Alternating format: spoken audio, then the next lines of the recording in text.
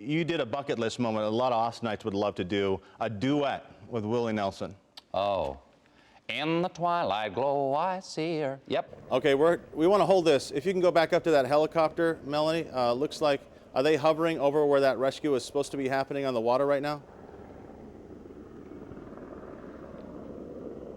Yeah. They're either going after the man in the truck or the man on the roof. But right now, first responders have their hands full in the San Marcos area. We just brought you a live water rescue off of Highway 80 near San Marcos. They were trying to rescue a man who was trapped in his truck, who challenged high water, got stuck. These are the pictures from the scene just about 10, 15 minutes ago. That's a Black Hawk helicopter coming in to help with this rescue. They lowered a man down. They got the man off the truck.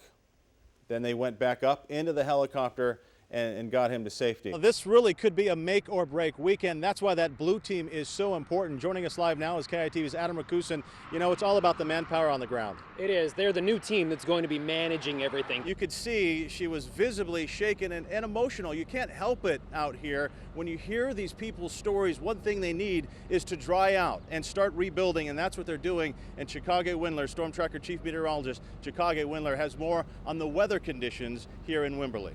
You got the debris floating through there, snakes. This is a dangerous area, and I've already seen people tweeting out they were playing in the water. Look, we have a new pool in downtown Austin. That is not safe. And if you get stuck or trapped, again, we were talking to Nadia Galindo at Burnett and Anderson where there's flooding.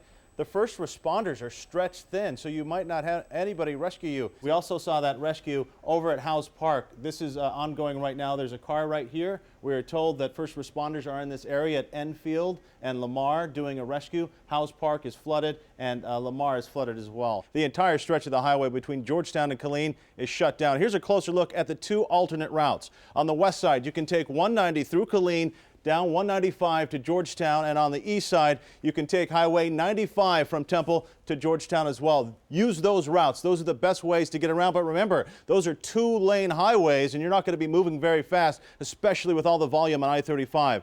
Setting the record straight tonight, and right now they're working hard to get life back to normal in Waco after that massive biker shootout in the parking lot. Now, it happened in Waco, right off of I-35 in this area. This is where the press conference is going on live that we just brought to you. And tonight, KITV's Adam Hammonds reports a lot of people are still on edge. Developing news just into a newsroom tonight. Right now, officials are confirming another body has been found. This one is in Blanco County near Ranch Road 32. The person is unidentified, but it is said to be an adult male. The Austin Fire Department's tallest truck rescue ladder only reaches to the 7th or 8th floor. So what happens if a fire breaks out on the 25th or 32nd floor? So Bristol Minsker joining us now live with the American Red Cross. We have people standing by to take your calls for a donation. It could be as small as $5 to help our neighbors who are struggling. Where does this money go?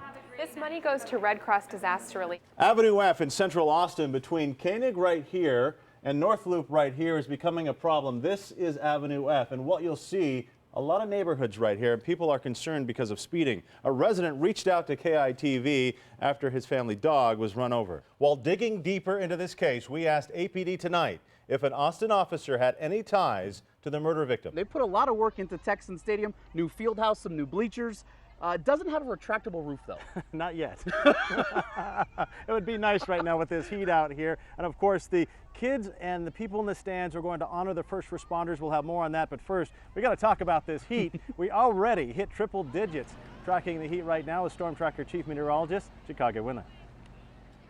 He says Texas is on his mind. And he says Austin was almost home. Where does Austin fit in your career and just a place in your heart? Austin was the place I would have moved to had I been able to make a living. Big fan of Austin. Somebody's ordering a kit right now. Betty was messing with my anchor hair. It's plastic, right? That's right. I take it off at night, put it on the bedpost. That's right. And it looks the same every day. You're a superstar every day. Thank you. Oh, Lord. Well, the weather, icy. That was awkward. I don't think All Walt's right. going to be skiing down anytime soon. It has been 2 days straight of highs in the 30s. It's almost March. It was a fundraiser for a local medical center trying to promote healthy activities no matter the weather. I'd rather write the check in Noga. When We do want to get you back out now to Friday night rivals. This is a big game for the Wimberley community. It's the first time that they're having a game since the historic flooding. Walt is out there live now. I'm sure we're expecting a lot of support out there tonight on an emotional night. Absolutely. To say it's going to be an emotional night out here is really an understatement. You're going to have everybody in the stands and all the players on the field get up to their feet and honor the first responders who saved their friends and families out here during the Memorial Day weekend floods. And the first responders say they're more than humbled. When a 30-foot wall of water rushed through Wimberley Memorial Day weekend, it was very chaotic. Lots of calls coming in. Ken Strange and his EMS team was there. It was very harrowing. I got on a rescue that took about 4 hours. A couple was trapped and the water never stopped rising. They were on the second floor, standing on the bed in armpit deep water. The rescues continued for days as first responders were saving their neighbors and friends. Now a different kind of rescue and recovery mission is going on in Wimberley. It's very emotional. Alarms, sirens, and sorrow replaced by survivors, pads, and pride. You know, there's just a beauty in being able to see everyone come together for a Friday night football game. 1, 2, 3. Oh, it's more than just a football game. It's the Texans home opener that will honor the hard work of first responders who risked everything to help the players and the people in the stands. And it's a testament to the will of a community that says we're still here and we will survive together, come hell or high water. What they've done for us will always be bigger than what we can currently do for them, because while ours is a football game, and we'll do our best just to show that we care about their support, but it'll never be the same as them coming and saving lives and just helping out when we needed it. It's humbling for us. We don't do it for being honored, but I think it's a very awesome gesture that the football team and the school districts come up with to thank the first responders. You know, these high school football players are really taking it to heart, and they say if they can get through this, they can get through anything. You talk about the first responders. Some of these athletes were first responders. We were down here this week talking to Coach Warren. He said he sent out a text message, let them know that their neighbors were in need. 50 to 100 kids were up the very next morning, high school kids, to clean up and pick up the pieces, so they deserve a little salute tonight, just like those first responders. Yeah, hopefully we won't need the first responders out here because of the heat. Woo! It's a hot one out there. Storm Tracker Chief Meteorologist Chicago Windler joins us now with a forecast. It's feeling like 100 to me, and I never went to Met school. Yeah, you know what? You don't have to go to meteorology school to know that it is H-O-T, hot, hot, hot. Let me brace myself. Number one, rapid fire. Here we go. Go. What is your favorite football team? My favorite football team is UT.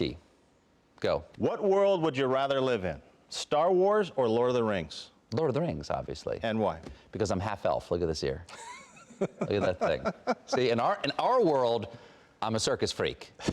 In their world, I'm half immortal. What are you more like, barbecue or tofu?